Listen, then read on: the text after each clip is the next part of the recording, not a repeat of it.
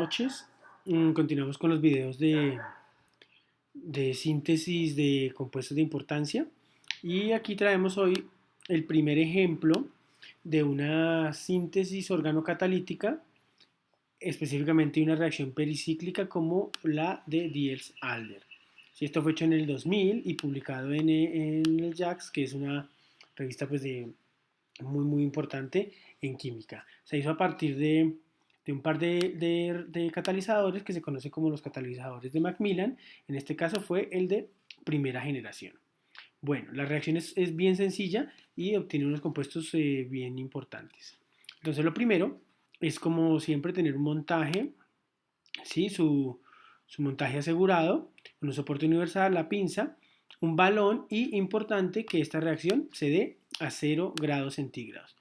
Muchas de las reacciones cuando uno quiere obtener alto porcentaje de exceso enantiomérico o que sean totalmente enantioselectivas suelen ser sistemas de reacciones cinéticas y para esto se debe hacer a bajas temperaturas. Entonces en este caso se puso a 0 grados centígrados con metanonitrilo y agua, ¿sí? En una proporción 95:5, se dejó agitando y luego se le agregó el dieno, ¿sí? En este caso el dieno tiene un grupo fenilo como sustituyente.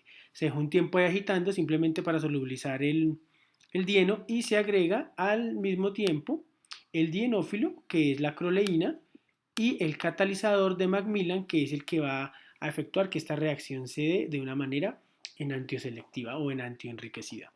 Esta reacción, según reportan, tarda 7 horas y todo el tiempo fue seguido por cromatografía en capa delgada. Como ustedes ya saben, se pone el reactivo límite, que en este caso lo más probable es que haya sido el dieno, por lo que tiene tantos dobles enlaces conjugados, permitirá que se puede ver por placa.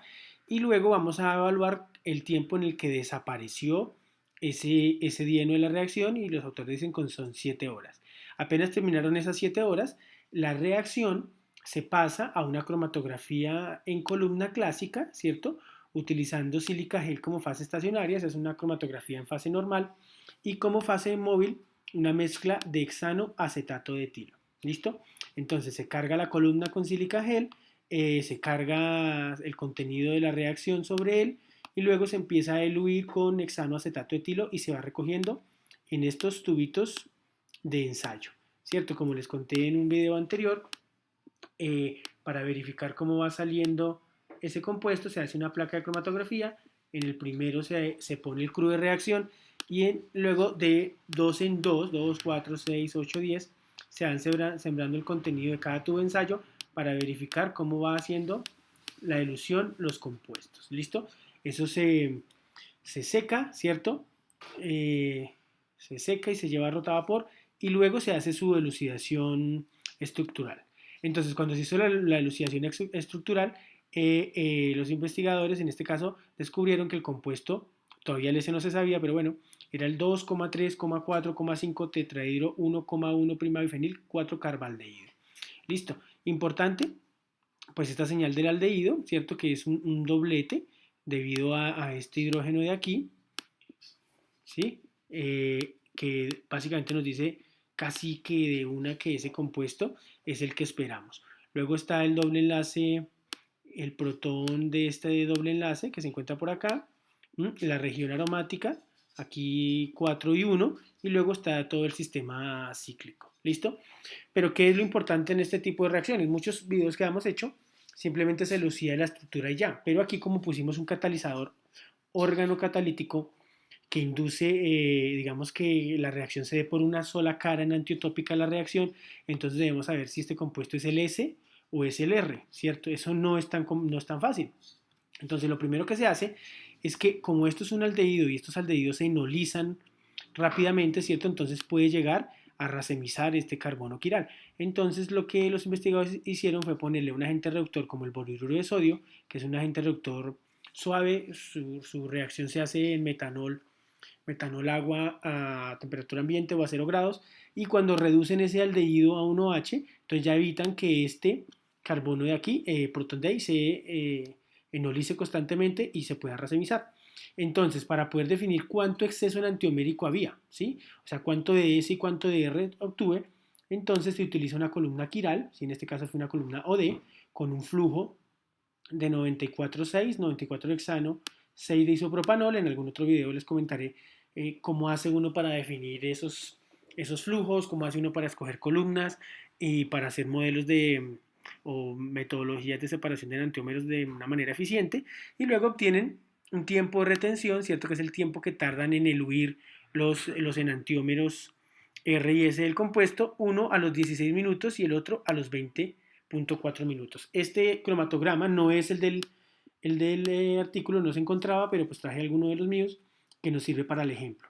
¿Esto qué significa? Si el compuesto fuese racémico, el tamaño y el área de este pico sería igual a este, ¿sí?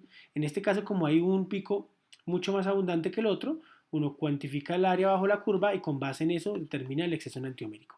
Ellos obtuvieron un 90 rendimiento y un 90% de exceso enantiomérico. Significa que la reacción fue muy bien, tanto química como selectivamente, ¿sí? Tengan en cuenta que se hizo en el 2000 y fue el primer ejemplo de una reacción organocatalítica en antioselectiva de Diels-Alder. Es un avance bien importante para la síntesis. Ahora, ¿cuál es el mecanismo de reacción? Entonces, tenemos el catalizador, ¿cierto? Conocido como catalizador de Macmillan, es una amina secundaria.